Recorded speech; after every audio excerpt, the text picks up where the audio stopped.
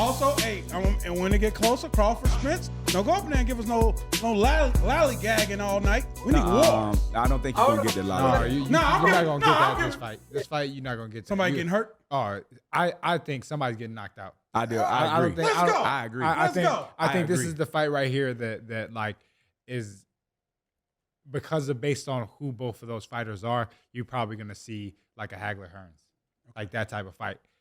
I would love it. I would love it. And because Terrence is mean and Earl is game for it. Mm-hmm. And they're both not going to back down. So we're going to see, I think, personally, you're going to see a war. You know, I think you're going to see a war in that fight. But What's I up, think John? what's happening. What's up? Go ahead. No. Let him speak. Okay. Let him speak. Go ahead. No, honestly, the thing is, people are starting to take sides because since the November 19th date came out, which I don't know who came up with November 19th. I think somebody wanted to be popping and put it out there. But then if you think about November 19th, we should have knew in the beginning that wasn't going to happen. You got NFL Thanksgiving. It's like it's just a horrible time to have that. It's a horrible time to have the fight. But somebody said they wanted to be popping. But now what's interesting when you see on the Facebook, it'll say Terrence Crawford agreed to take less and do this, but it's Earl Spence side. And honestly, I think what we slipping on, this is all part of promotion. This is all a part of the promotion of this fight because now you're building a villain. You're building a good guy and a bad guy. You're building up more of the fight. You say you want a 3-city tour. Right now you're getting a nation. Everybody is entrenched in we want this fight. So as long as they can have some controversy and some conspiracy, it just actually builds for a better fight. Shawn made a good point. He's like, this fight is going to happen. Yes. This isn't going to be one of those Mayweather-Pacquiao that happens when they both on AARP. This ain't going to be that type fight. This is going to be two people in their prime going at it. But right now, all the back and forth, it just builds up more interest in the fight because now I want to see it even more. So whether they went on a 1-city, a 10-city, or different countries where you need a passport, I don't know, however they do that. I got a passport. No, you don't. It's just building more interest for the fight. That's what I think. Okay.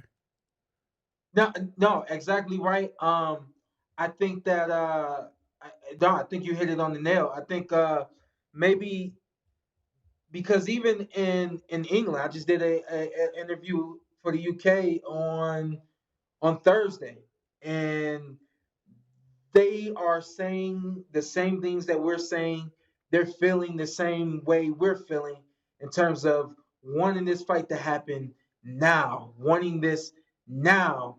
And the fact that you got the entire UK bloggers and reporters and everything out there in the UK for the boxing world, this is the biggest fight that can be made in professional boxing right now. And I think that it was smart to, I mean, it wasn't smart, but to do an announcement, I think was necessary when you had the high profile fight between Triple G and Canelo. I think it was necessary. I think that it got us to the point where we're at right now, where we're really talking about it. Maybe we're talking about it through the lens of a little disappointment of seeing that it's not going to happen when we were told it was going to happen. But at the end of the day, like I said, man, we got people talking about it.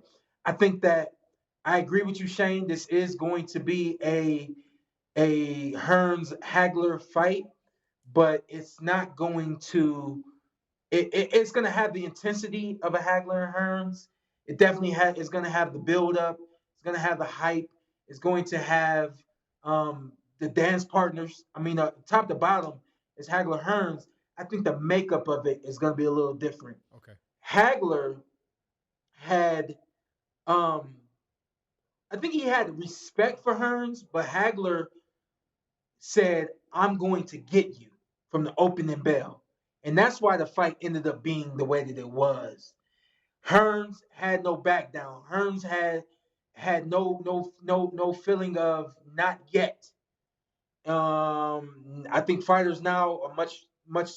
I'm not saying that they weren't smart, but fighters are more are tactical in the sense that I'm gonna beat you the best way I can. And I don't think for either guy the best way to beat them, definitely round one, isn't coming right at you. You know, so I think we're gonna get a Hagler-Hearns type of fight, but the makeup of it is not gonna be the exact same as Hagler and Hearns back in the day. I like what Roy said. When we had Roy on the show, he said he had mentioned his fight with James-Toney, and I still haven't watched that fight yet. But I said I can see how this fight could be somewhat of a James-Toney, Roy Jones Jr. type of fight, in the sense that both of these guys have the it of everything, and it's just about one fighter being a little bit better on that night, you know. And I think we know that Roy probably would have beat James-Toney, you know, if they had fought multiple times. Roy was just that guy, especially at that point in time in the game. But both of these guys, I mean, it's 50-50. People hate hearing me say that, but it's 50-50. Hey, Shawn, you know, I'm not going to ask you the whole fight. How you see the first 5 going? First 4? I think the first. You can go 3. You can go 3. I think the first 2, if not 3, are going to be extremely tactical. Okay. They're going to be, the first 2 to 3 rounds are going to be very tit for tat, back and forth. 3 punches landed. Okay. 4 punches landed, like total. The whole fight? After, the first 3. I think after the first 2 to 3 rounds, we're going to see where both guys are going to be able to find out where that fight needs to be won.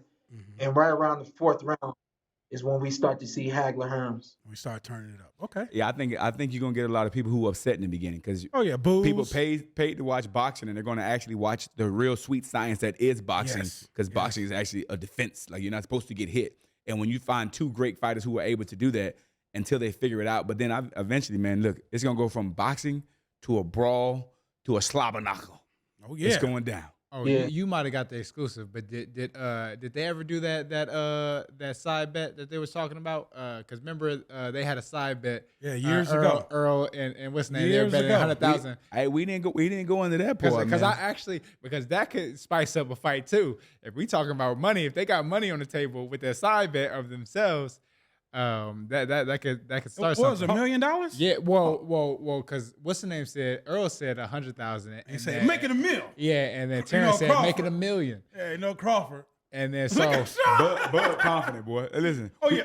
Even when we was playing German chicken fingers, whatever the name of that game was. Swiss. He, no matter what it is, he's confident about it. But let me ask you this: I know who Shawn got. Who you got winning the fight, Shane? Between the 2 of them, Terrence. And who you got? Ask Terrence. Terrence knows who's I got. Every time Terrence see me, he said, motherfucker, I'm gonna fuck. I have a question for you, Shawn. Who, in your opinion, is the meaner fighter? Like, when it gets rough. They're both mean. Yeah. When it has to go there. I think Terrence is naturally a meaner guy. It's just who Terrence is. And I think Errol's a little bit more like me, in the sense that I'll go there if I have to go there. Okay. And so I think that's how, kind of simply put, how you can put it. I think Terrence is going to come to the ring mad. I knew that about him.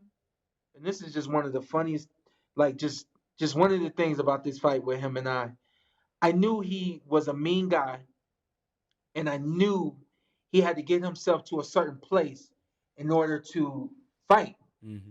And ignorance of myself, I didn't think he would do that against me. So I stopped hearing from him. And I thought that I wasn't hearing from him because he was mad that I was doing interviews saying I wanted to fight him. I was doing interviews saying, we need to get it on. He's got nobody. I was doing all this stuff, like practically calling him out without calling him out, without saying, yo, fight me. Why won't you fight me? Anything derogatory, anything like that.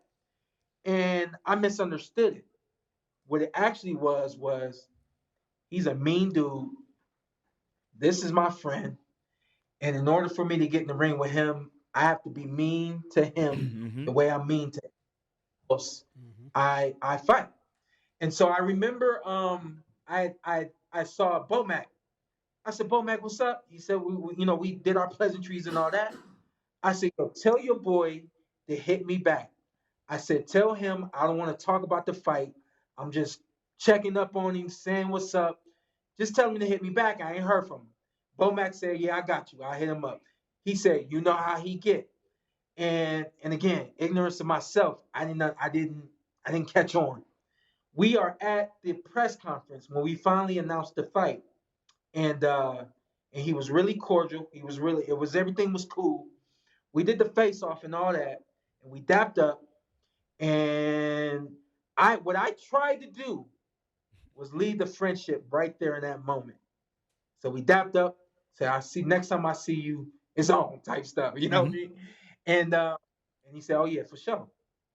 And I tried to lead the friendship on the stage right there and all that. And I did everything that I normally would, but I do believe that he came to the ring mean, ready to take me out, and everything that he needed to be. And I felt like there was a piece of me, not that I brought our friendship to the ring, but I do believe that I just didn't get as mean as I should have gotten against somebody like him. And that's something that a lot of people don't understand about Terrence Crawford. It's one thing to get in the ring and just operate and box and do what you got to do, but at some point, you got to be mean. At some point, you're going to have to get down and dirty. And the best part about it is Errol Spence ain't got no problem doing all of that and more. So it's going to be a great fight. I just want to give Bud some credit. When he came out to I'm Bad, that was tough. Hey, that was tough. Listen, I'm like, come on, you got this. But he came out there, when he said, I'm bad, I said, oh, no, he didn't. And Shawn know me. I don't care if he would have came out to Anthony Greatest Hits. I'm riding with my boy. I was riding with him too, but like, I was booing him. That song. Listen, I was riding with him too, but that song was tough. Yeah. Like, yeah. We've had plenty of conversations about that song specifically. Like, you could have came out to anything, but you came out to I'm Bad. Like, he really walked to the ring with bad intentions. Like, there's no other way. Like, if you played it right now, I want to fight. And you know, Shawn, the way what you said is, like, my uncle played in the NFL and playing the sport. He would tell me, he's like, and when I get on the field, it's either you or me. He's like, I'll kill my brother if it came down to it. But that's how I am when I'm on the field. When I'm off the field, that's my brother. I love him to death. But when it comes down, when we step inside that circle, it's either me or you. Right. And that's how Bud thinks. And everybody don't think like that. But see, so I never met Eric. Go ahead. So to make Shane's question more interesting, it's not about who's meaner. It's actually because both guys are going to be mad. They're going to be mean. They're going to be everything you need to be. The interesting thing is the guy who can control their cool emotions, keep their cool, is the guy who's going to be able to operate round after round after round. And although I didn't see Terrence get uncomfortable at any point in our fight, I know he's an emotional dude. He's a mean, mad dude all the time. You know? And Earl's just another level of cool, Shawn. Earl Spence, he's just Mr. Cool. And that's the thing. So I never met Earl, so I don't know how his natural person is. But Bud outside the ring is like, hey, we drinking water? I bet I drink it faster than you. Yeah, like, hey, bro, relax. My man don't play. He's super competitive. He's super competitive. But then also, Shawn, I want to ask you this. I think both of these two guys fought two different Shawn Porters. Because you've even gone on record and said, you know what, there's some things that I wanted to do differently when I went to that fight. But that Shawn Porter that Spence fought, I don't think that's the same Shawn Porter that Bud fought. Because, you know, you and Spence, y'all had a war yourself. And not that you didn't have a war with Bud, but it was just, I felt like it was two different fighters that they were going against. Both of them had the pressure, but that's tough to kind of figure that part of it out, if you know what I'm saying. Yeah.